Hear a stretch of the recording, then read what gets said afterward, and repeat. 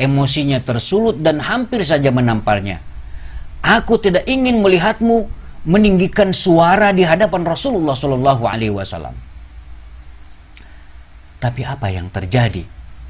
Nabi melindungi istrinya itu dan Abu Bakar pun keluar dengan marah. Kata Rasulullah kepada Aisyah, "Wahai Aisyah, bagaimana? Engkau lihat sendiri bukan? Aku menyelamatkanmu dari orang itu." Beberapa hari kemudian, Abu Bakar meminta izin untuk silaturahmi lagi kepada Rasulullah. Dan sudah melihat Rasulullah dan Aisyah sudah akrab lagi.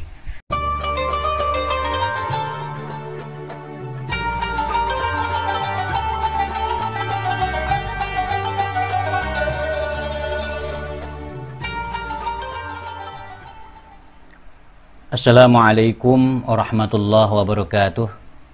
Alhamdulillah wassalatu wassalamu ala Rasulillah wa ala alihi wa sahbihi wa mawalah. Raditu billahi rabba wa bil islami dina wa bi Muhammadin nabiyya wa rasula. Allahumma arinal haqqa haqqa warzuqna tiba'ah wa arinal batila batila warzuqna jitinabah. Rabbi syrah li sadri wa yassir li amri wa hlul 'uqdatam min lisani yafqahu qawli. Amma ba'du, kaum muslimin rahimakumullah. Tibalah saatnya kita pada saat ini untuk membahas tentang keteladanan dalam rumah tangga Rasulullah Shallallahu Alaihi Wasallam. Kaum muslimin rahimakumullah, Rasulullah Shallallahu Alaihi Wasallam adalah contoh ideal dalam memberikan solusi bagi suami istri yang berselisih paham. Sejarah kehidupan Rasulullah Shallallahu Alaihi Wasallam dengan istri-istrinya merupakan teladan bagi setiap muslim dan muslimah. Terhadap teladan ini tentunya kita berkewajiban untuk mengambil pelajaran dan menjadikannya pelita untuk menerangi setiap sudut kehidupan. Namun demikian, dalam kehidupan rumah tangga Rasulullah Shallallahu Alaihi Wasallam yang ideal itu ternyata juga tak luput dari selisih paham. Ini artinya apa? Ini artinya bahwa Rasulullah Shallallahu Alaihi Wasallam adalah basyarun, laisa kal bashar. Dalam sisi kehidupan rumah tangga Rasulullah Shallallahu Alaihi Wasallam, Allah munculkan sisi basyarun. Allah munculkan sisi kemanusiaannya. Begitu juga istri-istrinya. Wajar bila dalam kehidupan mereka sering didera permasalahan dan terjadi selisih pendapat seperti halnya yang terjadi dalam kehidupan anak Adam pada umumnya. Sebagai gambaran bahwa Nabi Muhammad SAW manusia agung yang paling dicintai Allah, pernah berkata kepada Aisyah radhiyallahu anha, istri yang paling dicintainya. Kata Rasulullah kepada Aisyah, "Sungguh aku tahu kapan engkau sedang bahagia dan kapan engkau sedang marah kepadaku." Kata Aisyah, "Dari mana engkau tahu?" Rasulullah menjawab, "Bila engkau sedang bahagia, maka engkau akan mengatakan, 'Tidak, demi Rabb Muhammad.' Dan ketika engkau marah, engkau akan mengatakan, 'Tidak, demi Rabb Ibrahim.'" Aisyah pun merespon, "Benar wahai Rasulullah, aku tidak menghindar kecuali menyebut namamu saja." Hadis ini bisa kita baca dalam kitab Sahih Bukhari dan Muslim. Ini artinya bahwa Siti Aisyah radhiyallahu anha menghindar untuk menyebut nama Rasulullah hanya ketika marah saja. Namun sebenarnya hatinya tetap mencintainya.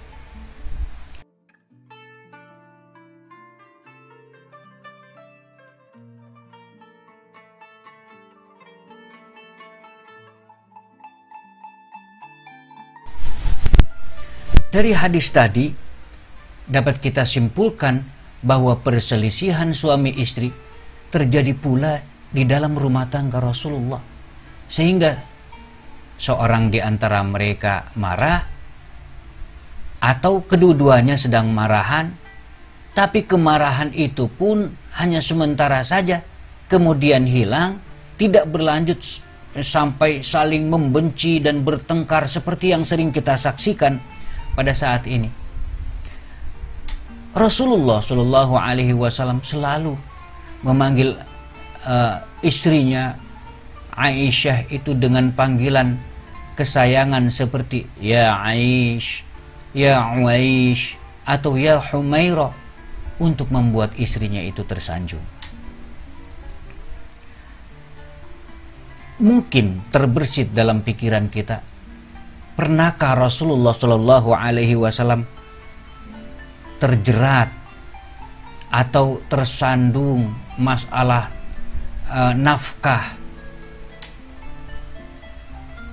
Kalau kita baca dalam sirah nabawiyah, dalam hadis-hadis Nabi, pernah terjadi pertengkaran.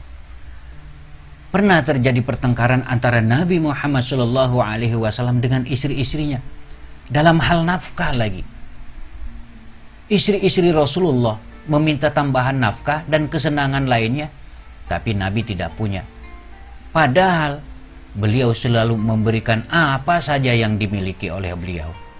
Diriwayatkan dari Jabir radhiyallahu anhu bahwa suatu hari Abu Bakar radhiyallahu anhu datang ke rumah Nabi Muhammad sallallahu alaihi wasallam dan mendapati para sahabat juga sedang duduk di depan rumah Nabi, tapi tak seorang pun diizinkan masuk. Rasulullah mengizinkan Abu Bakar. Kemudian datang Umar. Rasulullah pun mengizinkan untuk masuk. Nah, setelah itu, setelah berada di dalam, mereka mendapati Nabi Muhammad SAW sedang duduk dan istri-istrinya berada di sekeliling. Rasulullah pada saat itu sedang diam membisu. Lantas Umar berkata kepada Jabir, "Sungguh, aku akan menceritakan sesuatu yang akan membuat Nabi tersenyum. Pasti aku akan mengatakannya agar beliau tertawa." "Ya Rasulullah, bagaimana pendapatmu tentang putri si Zaid itu?" Padahal putri si Zaid itu maksudnya istri beliau sendiri. "Bagaimana pendapatmu tentang putri si Zaid yang baru saja merengek-rengek minta nafkah kepadaku? Karena jengkel, aku cekik saja lehernya." Setelah itu apa respon Rasulullah? Rasulullah tersenyum sampai terlihat gigi geraham beliau dan berkata, "Kau lihat sendiri, mereka ini istri-istriku yang ada di sekelilingku ini juga minta tambahan nafkah kepadaku." Kemudian Abu Bakar radhiyallahu anhu berdiri dan berjalan ke arah Aisyah lalu mencekiknya. Demikian juga Umar berdiri dan berjalan ke arah Hafsah lalu mencekiknya. Keduanya ini, Abu Bakar dan Umar, bareng mengatakan, "Apakah kalian merengek-rengek minta sesuatu yang tidak dimiliki oleh Rasulullah?" Istri-istri Rasulullah pun berkata, "Demi Allah, kami tidak akan lagi meminta sesuatu yang tidak beliau miliki." Ternyata setelah itu apa? Kemudian Rasulullah Shallallahu Alaihi Wasallam menjauh dari istri-istrinya selama 1 bulan sampai turun wahyu. Masih dari hadis yang bersumber dari Jabir radhiyallahu anhu, kata beliau, pertama-tama Rasulullah Shallallahu Alaihi Wasallam menyapa Aisyah, "Wahai Aisyah, aku akan tunjukkan kepadamu suatu hal. Tapi aku tidak ingin engkau tergesa-gesa memutuskan. Bicarakanlah terlebih dahulu dengan orang tuamu." Ternyata Aisyah radhiyallahu anha penasaran. "Apa gerangan wahai Rasulullah?" tanya Aisyah. Kemudian Rasulullah Shallallahu Alaihi Wasallam membacakan ayat yang baru saja turun tersebut, yaitu A'udzu billahi minasy syaithanir rajim. Bismillahirrahmanirrahim. Ya أيها النبي قل لأزواجك إن كنتن تردن الحياة الدنيا